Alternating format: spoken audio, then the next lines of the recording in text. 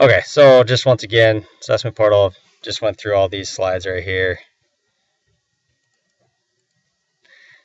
And another thing that we've been working on, which is one of the things that I'm most excited about, is that we've entered and released NAEP items into the South Dakota Assessment Portal. So we've done this for math, language arts, science, and social studies. And if you've ever compared the NAEP scores to the DSTEP scores, Dakota STEP scores, the NAEP scores are usually a lot lower just because they're higher order thinking items. They're not just all multiple choice, and a lot of them are extended response. So we got items like this, which are more closely aligned and look a lot more like the Smarter Balanced assessment. So we wanted to make sure to get these items in there for teachers to practice with and just to get them to their students to practice with. And I did get a question, is this PowerPoint available online? I can send it to all of you, and it is on my webpage too, and I'll show you where to find it there too. So if that works, if you do have questions, you can just type them into the box for now. All right, something else nice about the assessment portal are the user groups. So we do have user groups at the school level, district level, and the state level. So for instance, at the school level, if you have two fourth grade teachers that teach in the same school, they can create a group and invite the other teacher. And then anything that gets created in the group, they both would have access to. So any item that gets created or any form of a test that gets created, those would be available for the entire group. You can do this at the district level as well. And then also the state level, with all the SLO training that happened this summer, which is student learning objective training, we created a group for every single training that happened this summer. So, and I'll talk about those a little bit later, but now teachers, anybody in the assessment portal has access to those groups, and they would be able to share items to those groups, and anybody can go to those groups and use whatever's in those groups. And our end of course state test is done through the assessment portal. That's for those students before grade 9 that want to receive high school credit for a class they take, maybe Algebra 1. They would take our end of course test through the assessment portal. We also have the benchmark assessment, which is 4 tests throughout the year, 3 through 8 and 11th grades, all multiple choice. And the whole purpose of that test is for teachers to measure growth of students. So those are both available on assessment portal. Assessment portal also includes all Dakota STEP scores from the past years. I think it goes from like 2003 to this year. And of course, data's in there. If schools do the assessment portal, or if they do the benchmark, that would be available.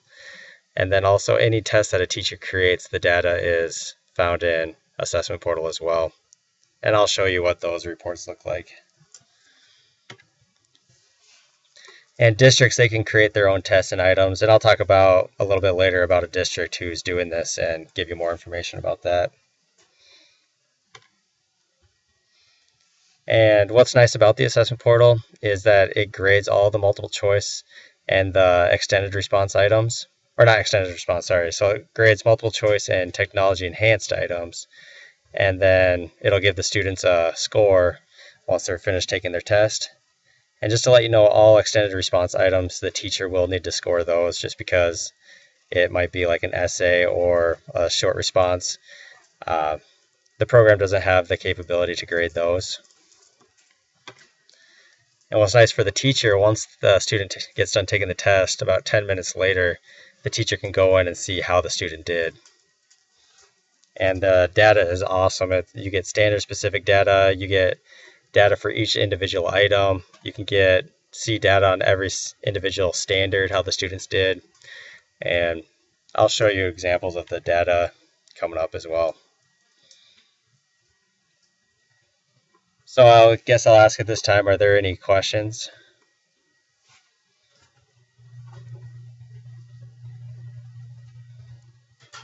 All right, well, I'll just continue, and if you do have questions, feel free to interrupt me. So SLO, I was telling you about all those summer trainings that we had, and here's all the groups that we created for the elementary. So there's grade level ones, and then there's specific subjects as well. And then middle school, high school, here's all the ones that we have.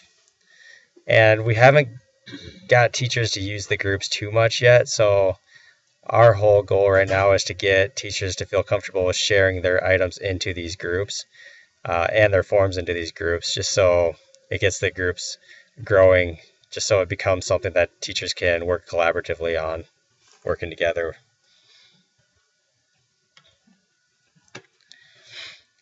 And here's an example of a individual student report.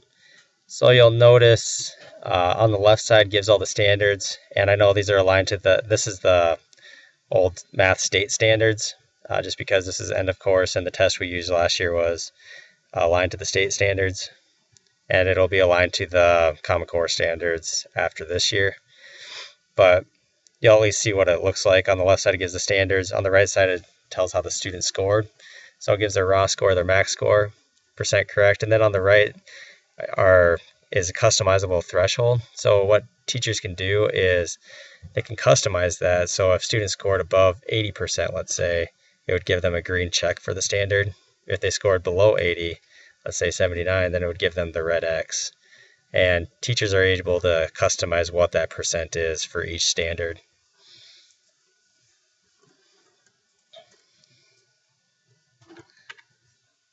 And I already kind of talked about this, the item types in the assessment portal. There's multiple choice, there's extended response, and there's also in technology enhanced items. So pretty much teachers have the capability to create any test item that students would see on the Smarter Balanced Assessment. And here's all the different technology enhanced item tools that are available. So there's dragging, so if there's a drag and drop, hotspot allows items to have more than one correct answer. There's the grapher tool. Bar chart is cool. There would be a question, the students would actually have to manipulate the bar chart in order to create the bar chart.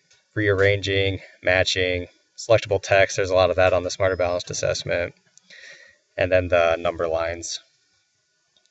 And eMetric is our vendor for the assessment portal, and they're awesome. They're very easy to work with, and a Smarter Balanced Assessment is open source, so eMetric's able to see like what's on the assessments or what they kind of look like or the build of them, so they're able to have the same tools that are available on the Smarter Balanced Assessment, so that teachers would be able to create items that are similar to them. And one district, Brandon Valley, I just wanted to share how they are using the assessment portal. So at grade levels, they say formative assessment. I think what she means more is that they're using it for classroom assessment, and they share with different schools in the district. And they're the example I was telling you about. Let's say there's fourth grade teachers in different schools. They use common assessments, so what one teacher group creates in that group, all the other teachers have access to it. And I actually got to go out to their district and see how they were using it, and they do use it for a lot of their assessments and working together. Content areas, they do the benchmark assessments, and then they also use it for their student learning objectives. And then individually, teachers use it for their classroom assessments and the Common Core standards. In creating tests, they pull from test item banks aligned with the Common Core. They create their own multiple choice questions that are aligned to the Common Core. And they also create their own constructive or extended response items for students to answer.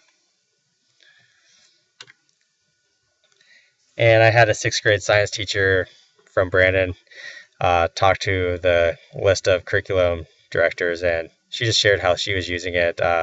She used to use Scantron and Google, but needed something to calculate the data better. That's why she chose eMetric. So she did create her student learning objective test questions aligned from the South Dakota State Science Standards. And the same SLO test will be given in August and May to show individual student growth and retention of science knowledge. So that's a way that teachers are using it across the state. And this is just kind of the makeup of her test. She had 17 multiple choice, 3 short answers. Students can use headphones and have the test read to them. So that's nice about the program. Many liked the immediate feedback, and the test showed them how many of the multiple choice they got correct at the end of the test. And the other district I wanted to share was Sioux Falls. They actually use it for all of their semester tests. So here's the Sioux Falls School District uses District Secure program to administer their district semester tests. Currently administer 27 district semester tests during the 2-day window. which is approximately 14,000 tests. They administered 5 tests online last year and have added 8 more this year for a total of 13 tests. And more tests continue to be added as more functionality is released to the district secure program, or the open-ended and technology enhanced items. And something else she shared was that the assessment department adds the items, forms, and tests to the assessment portal. The department also monitors teachers and student progress during the testing window. Teachers schedule their classes for test, and district semester tests are administered on Chromebooks through Metric Secure Chrome app. District Secure program does not allow test questions to show in data interaction.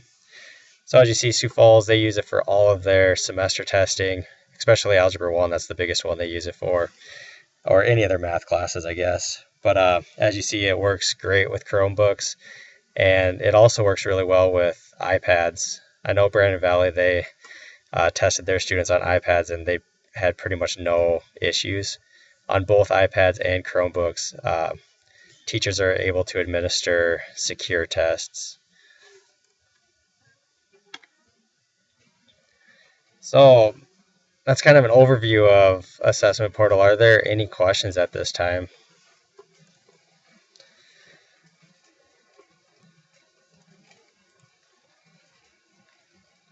And I wonder if I can... So I guess in the chat box you can type in like where you'd want me to go from now. Do you want me to show you what a test looks like, or what the interface looks like, or I can show you what the data looks like, or I can share with you some testimonies from schools. We can go any of those directions or all of them. All right, and that's a good question. Question was, since I am in higher education, how do I get a login for the assessment portal?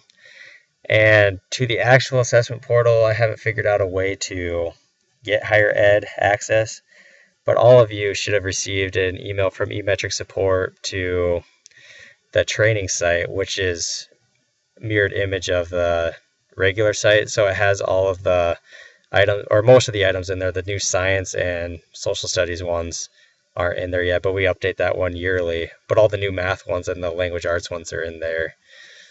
And it at least lets you see what it looks like. So if you ever needed to show your students it. Let me see, I'm just checking the... Okay, so I got one person said that they're interested in how this will work with SLOs. Can we let our teacher candidates into the assessment portal? Same way we can let them into the training site. I don't see that being an issue, and there is data in there as well. It's just not dummy data, but it's the names are changed, so there's no personal identifiable information in there. So yeah, we could give them access that way, and we could pretty much do whatever you have in mind with your teacher candidates. Okay, and I did hear one person say, how can this be used for SLOs? Maybe I'll just go a little farther in this. So one way that this could be used for an SLO is the benchmark assessment. It's aligned to the Common Core standards. It's 4 tests. It's used to measure growth. So that can definitely be used. Or teachers can create their own assessments. I know at all the summer trainings, the trainers were supposed to talk about the assessment portal, and I created a YouTube video just to pretty much what I'm telling you right now, how it could be used for SLOs. And it didn't get shown at all of them, but I know a lot of districts, they are using the assessment portal for SLOs. What I'll do is email districts that I know that are using it and just ask them how they're using it. How did it go? Maybe I'll just create a survey and email all districts just to fill it out. Just a survey that would only take 3 to 5 minutes, because that would be great data. Let me see. And I'll just kind of go through a couple of testimonies. Some of these talk about SLOs. This district, they use it all the time. They use it for school improvement advisory. So they create groups, set goals. They do a pre and post assessment for curriculum areas and standards designated by improvement. So middle is using for math, reading, technology, or piloting science. And this was a year or two ago, so maybe they're doing it now. And I actually talked to this testing coordinator yesterday. They said that they are using it, or they're piloting more and more. They're trying to get science in there now, and they're always trying to get more subjects to use this. So elementary is using it for reading, developing math. High school is using it for math and language arts.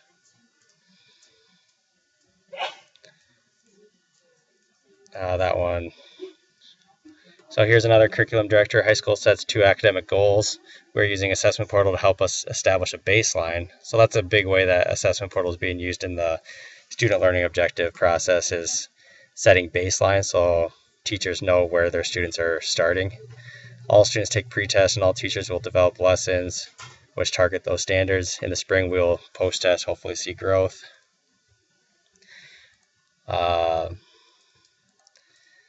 Let's see, I'm just trying to... Guiding instruction. This is the main one I wanted to share, is just this teacher. He's actually someone that I graduated with from SDSU, and I took math education courses with him.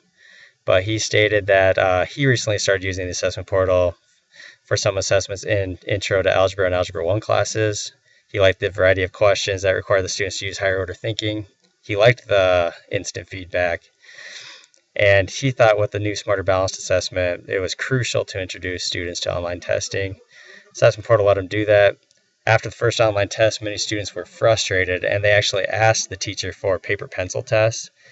And he actually looked at scores too, and he noticed that the scores on the assessment portal were a little bit lower. And this only strengthened his argument that students needed more practice with taking tests online, using the online calculators, and getting familiar with other online tools. After giving a few other assessments using the assessment portal, students knew what to expect, and they had no issues with the new testing format. And yeah, I think this is a great testimony, just because, and this teacher actually, all his students took the test on iPads. So that's awesome to see that he had such success with iPads with the program too. And yeah, so I think one of the biggest strengths to Assessment Portal is getting students used to taking tests on the computer that are similar to the Smarter Balanced assessment. Let me just check at what... one person asked if you should send the list of names of teacher candidates. I think I created you as school level users, so you would actually be able to create teachers yourself, or create these candidates for yourself. And I will send you all directions on how to do this. I have all your emails, so I will make sure to do that. And is it possible to run an example of how a teacher would submit their assessments using their SLOs and what they would literally do once data is populated? Okay, so maybe I'll go out to the website and show you that for a second. Go with it. Okay, so this is what the South Dakota Assessment Portal looks like once you're logged in.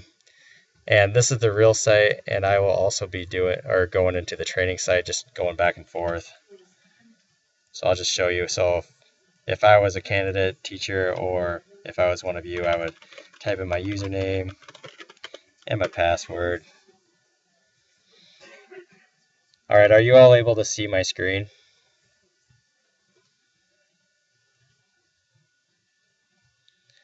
Great. Let's see. Let's try this again.